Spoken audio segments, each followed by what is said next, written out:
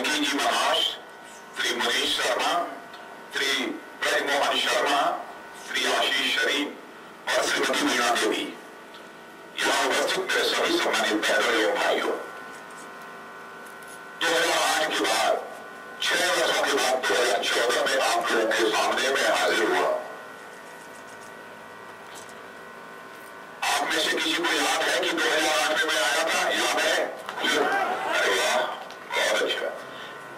लेकिन बहनों भाइयों, उस समय जब मैं आया था तब इतनी भीड़ नहीं थी 2008 में, और यह उत्साह भी उस समय हमको देखने को नहीं मिला था। लेकिन आज 2014 में आपके बीच आ रहा हूं, तो आज यहां से लेकर वहां तक की जो मैं भीड़ देख रहा हूं, अब मेरा विश्वास पक्का हो गया है कि आप लोगों ने सुनील शर्मा को बनाकर जम्मू कश्मीर की विधानसभा में भेजने का फैसला कर लिया। आभार व्यक्त करना चाहता हूं, आपको मैं धन्यवाद देना चाहता हूं।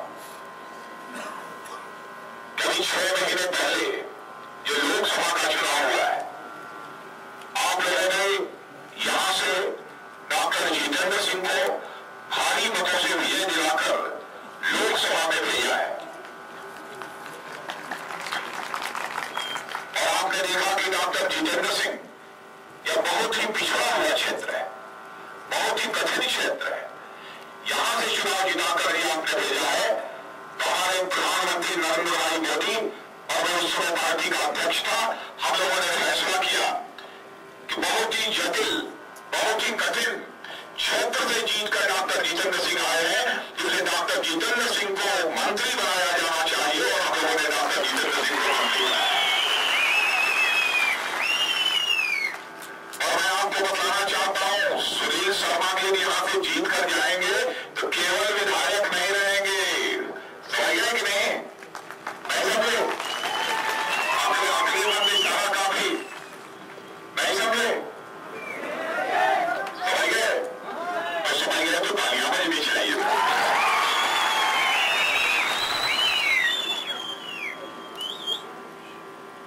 12 वर्षों से लगातार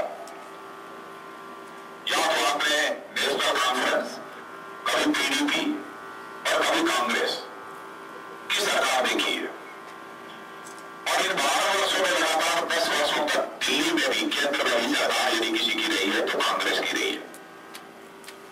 मेरी बात यह समझ में नहीं आती कि जम्मू कश्मीर में भी इन्हीं लोगों की सरकार और दिल्ली में भी इन्हीं की सरकार, उसके बावजूद जम्मू कश्मीर का विकास क्यों नहीं होता है? जम्मू कश्मीर की गरीबी दूर क्यों नहीं होती है? और जम्मू कश्मीर के हमारे नौजवानों को रोजगार क्यों नहीं मिलता है? इस सवाल का जवाब मैं कांग्रेस के लोगों से, ये एमसी नेशनल कॉन्फ्रेंस और पीडीपी के लोगों से चाहता हूं। बहनों भाइयों, इस सवाल का उनके पास कोई जवाब नहीं है। लेकिन आप लोगों ने जो दिल्ली में सरकार बना दी है और बहुमत के साथ आप लोगों ने बीजेपी की सरकार बनाई है, आजाद भारत में आज तक कभी भी कांग्रेस पार्टी को छोड़कर किसी गैर कांग्रेसी राजनीतिक पार्टी की बहुमत के आधार पर सरकार नहीं बनी है, बल्कि आजाद भारत के इतिहास में पहली बार हिंदुस्तान की जनता ने यदि बहुमत के आधार पर सरकार बनाई है तो वह बीजेपी की सरकार बनाई है। इसलिए भी मैं आप सबको अपनी तरफ से धन्यवाद देना चाहता हूं। अब हमारी दिल्ली में सरकार बन गई। हाल में ही आप लोगों ने अखबारों में पढ़ा होगा, टेलीविजन के चैनल पर देखा होगा, हरियाणा और महाराष्ट्र, इन 2 राज्यों के भी चुनाव थे। महीने भर पहले ये चुनाव हुए, और हरियाणा और महाराष्ट्र में कभी भी बीजेपी की सरकार नहीं रही है आजाद भारत के इतिहास में। लेकिन परिवर्तन की लहर, परिवर्तन की हवा सारे हिंदुस्तान में एक कोने से लेकर दूसरे कोने तक चल रही है। उसी का यह परिणाम रहा कि आजाद भारत के इतिहास में पहली बार हरियाणा में भी हमारी सरकार बन गई है और महाराष्ट्र में भी हमारी सरकार बन गई है।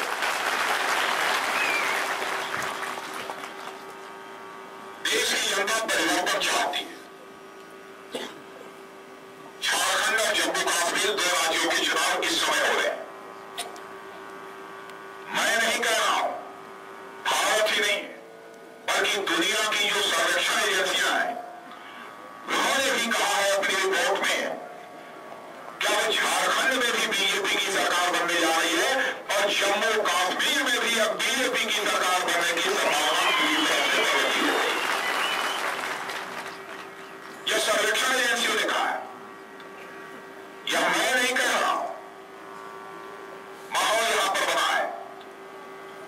आपने देखा कि दिल्ली में 6 महीने से हमारी सरकार आई है, नरेंद्र भाई मोदी भारत के प्रधानमंत्री बने, सारे देशवासियों के अंदर एक भरोसा, एक विश्वास ये बन गया है कि अब हमारे देश का विकास होगा।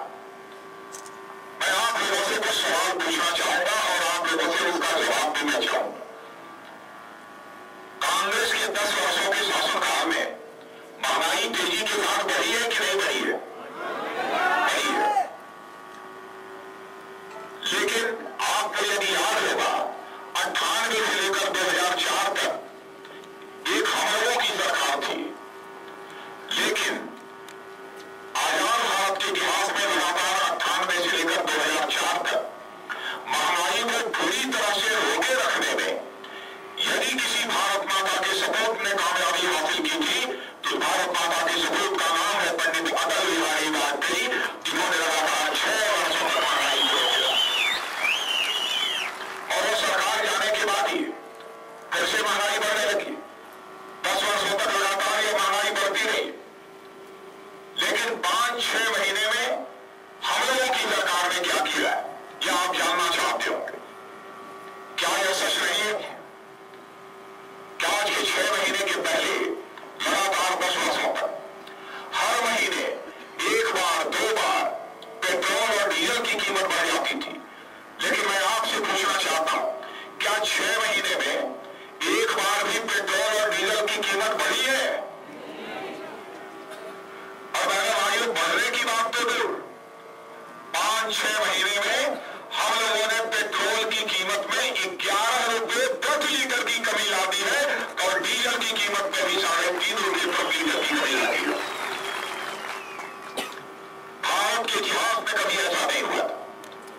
पेट्रोल और डीजल की चर्चा इसलिए कर रहा हूं कि पेट्रोल और डीजल जब महंगा होता है तो इसी पेट्रोल और डीजल से जो गाड़ियां चलती हैं उन्हीं गाड़ियों पर सामान लदकर विश्वास दिलाकर जाना चाहता हूं बहनों भाइयों, 1 साल के अंदर हम महंगाई पर पूरी तरह से काबू पाएंगे और महंगाई को किसी भी सूरत में नहीं बढ़ने देंगे। यह आपको विश्वास दिलाकर जाना चाहता हूं।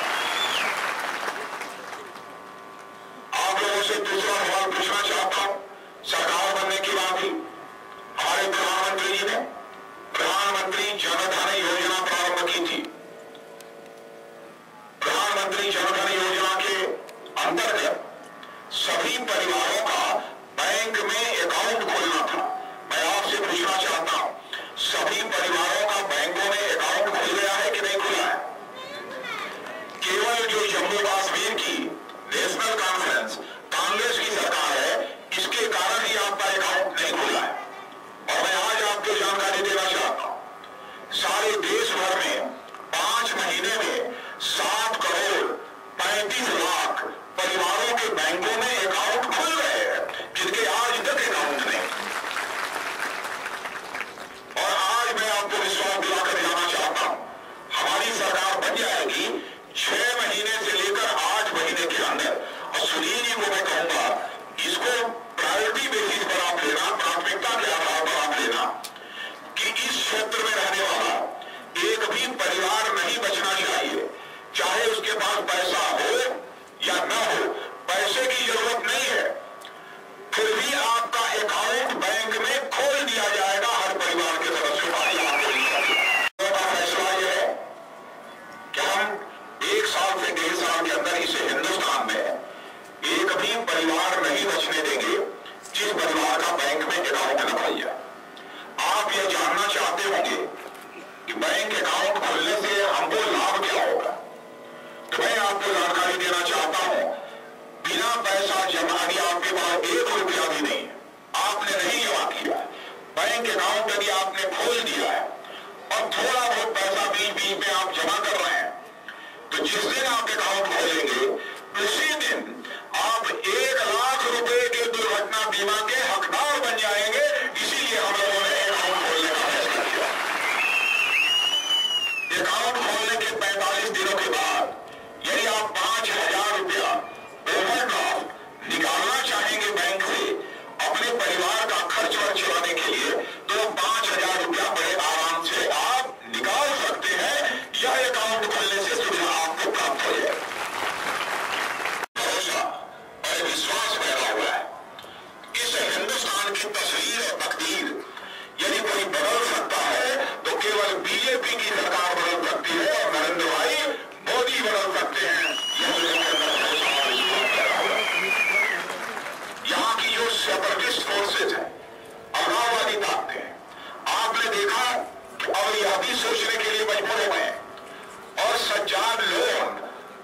खुलकर जो है भारतीय जनता पार्टी और केंद्र की सरकार की वो सराहना कर रहे हैं, खुलकर सामने आ रहे हैं। अब वो अभी मानने लगे कि जम्मू कश्मीर की तकदीर भी यदि कोई बदल सकता है तो केवल बीजेपी बदल सकती है। या उनके अंदर भी भरोसा और विश्वास पैदा हो गया। पूरा जम्मू कश्मीर डूबा हुआ था उस समय, और जम्मू कश्मीर की नेशनल कॉन्फ्रेंस और कांग्रेस की सरकार ने हाथ खड़े कर दिए थे। लेकिन बहनों भाइयों, सबसे पहले भारत सरकार का गृह मंत्री होने के नाते मैंने फैसला किया कि मैं जम्मू भी जाऊंगा, श्रीनगर भी जाऊंगा। जम्मू भी मैं आया, श्रीनगर भी मैं आया। मुख्यमंत्री सहित सारे अधिकारियों से यहां बातचीत करने के बाद मैंने कहा जो भी आपको सुविधाएं चाहिए वो हम सारी सुविधा, जितने पैसे की आवश्यकता होगी केंद्र सरकार के द्वारा वो सारा पैसा भी हम आपको मुहैया कराएंगे। लेकिन जम्मू कश्मीर में सैलाब से जो लोग प्रभावित हैं उनका बचाव किया जाना चाहिए और उनका रिहेबिलिटेशन भी किया जाना चाहिए।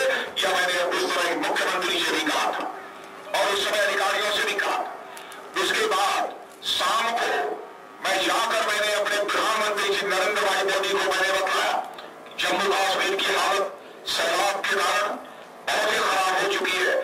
तुरंत हमारे प्रधानमंत्री जम्मू कश्मीर के प्रति उनके दिल में कितनी मोहब्बत है इसका एहसास कर सकते हैं। उन्होंने कहा कि राजनाथ सिंह, मैं कल ही सुबह जम्मू कश्मीर में जाऊंगा और वहां की स्थिति का मैं जायजा लूंगा। और जम्मू में भी हमारे प्रधानमंत्री आए और कश्मीर में भी आए। और बहनों भाइयों, एक क्षण की देर हम लोगों ने नहीं लगाई। पहले 1000 करोड़ रुपए की पैकेज की घोषणा हम लोगों ने कर दी और उसके बाद यहां के मुख्यमंत्री को, यहां की सरकार को हम लोगों ने कह दिया कि हम राजनीति से ऊपर उठकर जम्मू कश्मीर के लोगों को राहत पहुंचाना चाहते हैं। 1000 करोड़ क्या, जरूरत पड़ी तो 2000 करोड़, 5000 करोड़, 10,000 करोड़ का भी उनके सरकार से मुहैया कराए। और 2000 करोड़ का हम लोगों ने पैकेज दे दिया। और आज मैं कहकर जा रहा हूं, जितने भी बाढ़ से प्रभावित, सैलाब से प्रभावित लोगों को राहत देने के लिए जितने भी धन की आवश्यकता होगी हमारी सरकार वह धन जम्मू कश्मीर के लोगों को मुहैया कराएगी। यह आपको यकीन दिलाता हूं। पाकिस्तान से लगा हुआ क्षेत्र है, लेकिन बराबर और विशेष रूप से कश्मीर में कुछ अलगाववादी ताकतें अनावश्यक रूप से केंद्र को लेकर बराबर एक दुविधा, एक भ्रम पैदा करने की वह कोशिश करती रहती है। लेकिन मैं यह कहना चाहता हूं, पाकिस्तान वह भी बराबर उनकी मदद करता है। क्यों पाकिस्तान मदद करता है? मैं आपको याद दिलाना चाहता हूं, पाकिस्तान के प्रति भी हमारी सरकार कितनी मेहरबान रही। पाक ऑक्युपाइड कश्मीर में भी सैलाब उसी समय आया था जबकि जम्मू कश्मीर में सैलाब आया था। तो हमारे प्रधानमंत्री ने जम्मू कश्मीर को जब 1000 करोड़ रुपए की सहायता की घोषणा की तो वहीं पर साथ ही यह भी कह दिया कि पाक ऑक्युपाइड कश्मीर भले ही हमारे देश का वह इस समय हिस्सा नहीं है, लेकिन वहां भी बात आई हुई है। इंसान तो इंसान होता है, इसलिए इंसान और इंसान के बीच कोई भेदभाव नहीं किया जाना चाहिए, उनके बीच तफरका नहीं पैदा किया जाना चाहिए। इसलिए जम्मू कश्मीर को तो हमारी सरकार मदद कर रही है। यदि चाहेगी पाकिस्तान की सरकार तो हम पाक ऑक्युपाइड कश्मीर में रहने वाले लोगों को भी मदद करने को हम तैयार हैं। यह हमारे प्रधानमंत्री ने कहकर अपनी दरिया दिली का परिचय दिया। लेकिन पाकिस्तान की सरकार ने हमारी सहायता जो हम देना चाहते थे उसको दरकिनार कर दिया और कहा कि हमको कोई सहायता की जरूरत नहीं। और उल्टे पाकिस्तान भारत की सीमा पर गोलीबारी करने लगा। बहनों भाइयों, हमारे बॉर्डर सिक्योरिटी फोर्स के जवान वहां पर तैनात थे। मैंने पूछा बॉर्डर सिक्योरिटी फोर्स के डीजी से, क्या हो रहा है हिंदुस्तान और पाकिस्तान की बॉर्डर पर? उन्होंने मुझे बताया बराबर पाकिस्तान अपनी तरफ से फायरिंग कर रहा है। मैंने कहा क्या हुआ है?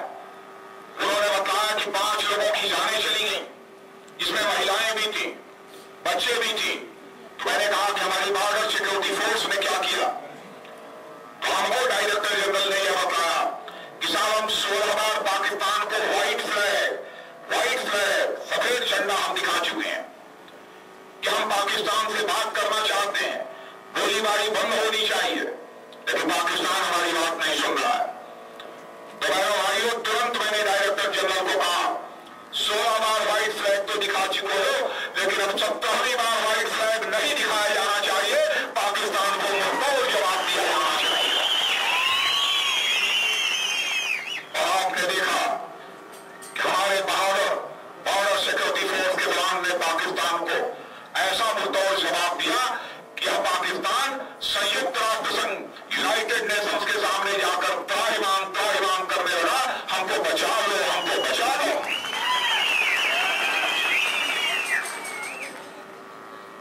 लेकिन बराबर कुछ ताकतें उनके हाथों में खेल रही हैं।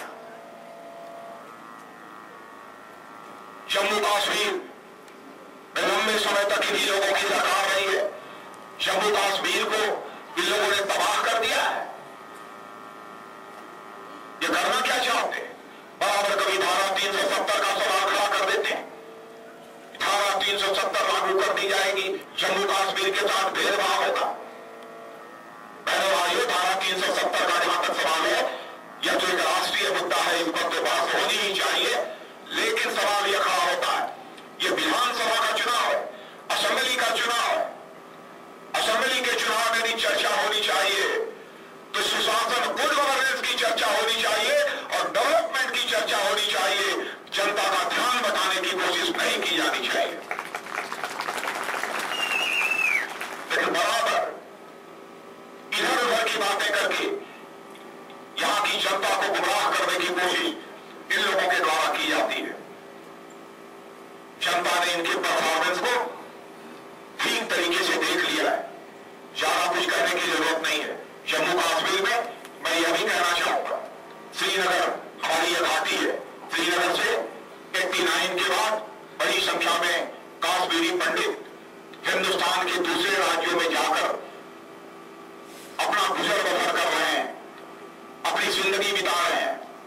लेकिन अब हमारी सरकार आ गई है, हम लोगों ने फैसला किया है कि अब कश्मीरी पंडितों को हम रिफ्यूजी बनकर हिंदुस्तान में जीने का हक नहीं देंगे, बल्कि उन्हें हम कश्मीर घाटी में उन्हें बताएंगे और उन्हें हम पूरी सुरक्षा मुहैया कराएंगे। कश्मीर से, वेस्ट पाकिस्तान से बहुत सारे लोग आए हैं, यहां शरणार्थी की जिंदगी में जी रहे हैं। जम्मू कश्मीर के लोगों को जो हक हासिल है, वही हक उन्हें भी हासिल होना चाहिए। लेकिन यहां की सरकार बराबर उन्हें हक देने में आनाकानी करती है, बराबर तरह तरह के रोड़े खड़ा करने की वह कोशिश करती है। लेकिन ऐसे लोगों को भी यकीन दिलाना चाहता हूं कि हमारी सरकार जिस दिन जम्मू कश्मीर में आएगी, हमारी पूरी यह कोशिश होगी कि पाक ऑक्युपाइड कश्मीर से और वेस्ट पाकिस्तान से जो लोग यहां पर आए हुए हैं, उनको भी वही सुविधाएं मिलनी चाहिए जो जम्मू कश्मीर के लोगों को भी मिलनी चाहिए, क्योंकि वह भी हमारे भाई हैं। उनके साथ कोई भेदभाव नहीं होना चाहिए। बराबर इन लोगों ने आपके मन में भय पैदा करके आपका वोट हासिल किया है, लेकिन बहनों भाइयों, आपके मन में भय और दहशत पैदा करके हम आपका वोट नहीं हासिल करना चाहते, बल्कि आपके दिल में प्यार और मोहब्बत का जज्बा पैदा करके हम आपका समर्थन हासिल करना चाहते हैं। हाथ पर हाथ धरे बैठी हुई थी। बहनों भाइयों, हमारी सरकार का यह मानना है कि यहाँ की पंचायती संस्थाएं भी मजबूत की जानी चाहिए। और आज के अवसर पर कुछ ज्यादा नहीं कहना चाहता। सुनील शर्मा जी ने बहुत सारी समस्याओं की चर्चा की है। एक यहाँ पर वो कौन सी करथई हाइड्रो इलेक्ट्रिक पावर प्रोजेक्ट की बात की चर्चा इन्होंने की है। मैं इनसे कहूंगा, सुनील शर्मा से, कि चुनाव जीतने के बाद जिन समस्याओं की आपने चर्चा की है, यहां का जो मुख्यमंत्री बनेगा उससे आप कहिएगा। यदि नहीं सुनेगा तो आप मुझे भी दिल्ली बताइएगा, मैं सीधे मुख्यमंत्री से बात करूंगा और उस समस्याओं का निदान कराने की मैं अपनी कोशिश करूंगा। चुनाव का समय, हमारी बहुत सारी सीमाएं हैं, चाहते हुए मैं बहुत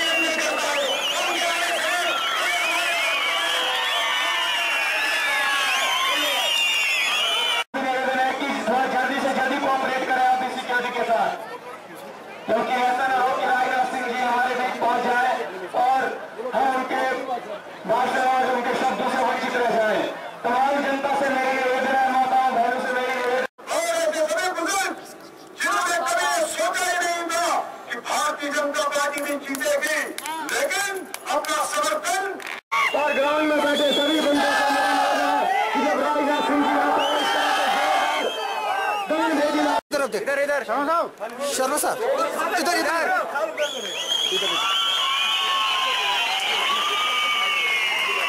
इधर की तरफ देखो,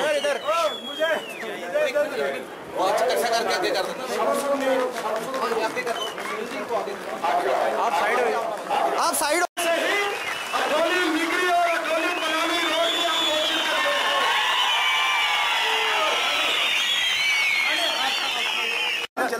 सर बीजेपी अगर जम्मू रियासत में सरकार बनाती तो 370 आर्टिकल यहाँ से हटा पाएगी। देखिए, मैंने पहले ही कह दिया कि लोगों का अटेंशन डाइवर्ट करने के लिए बराबर 370 का यहाँ पर भय दिखाया जा रहा है। हमारा ये कहना है कि असेंबली का चुनाव है, इस असेंबली के चुनाव में चर्चा यदि होनी चाहिए मुद्दों की तो गुड गवर्नेंस और डेवलपमेंट की चर्चा होनी चाहिए। आर्टिकल 370 का जहाँ तक सवाल है, ये नेशनल इशू है, इस पर बहस तो होनी ही चाहिए। बहस करने में किसी को कोई आपत्ति नहीं होनी चाहिए। राजनाथ सिंह जी, पहले कहा गया कि मोदी का जो क्रोड है वो स्टेज मैनेज्ड है, आप कह रहे हैं कि बीजेपी पैसे खर्च रही है, इस पर क्या कहना है? पैसे खर्च कर रही है, सो साहब का कहना है। ये किसका? सो साहब का कहना है कि लोगों को रुझाने के लिए बीजेपी पैसे खर्च कर रही है। वास्तव में जो राजनीतिक विरोधी हैं, जब उनके पास कोई मुद्दा यदि शेष नहीं बचा है तो इसी प्रकार के अनर्गल आरोप लगाने के अलावा और क्या कर सकते हैं। राजनाथ सिंह जी, एक आखिरी सवाल ये है कि हिसार में इस वक्त जो है वो बाबर रामपाल जी को लेकर चल रहे हैं।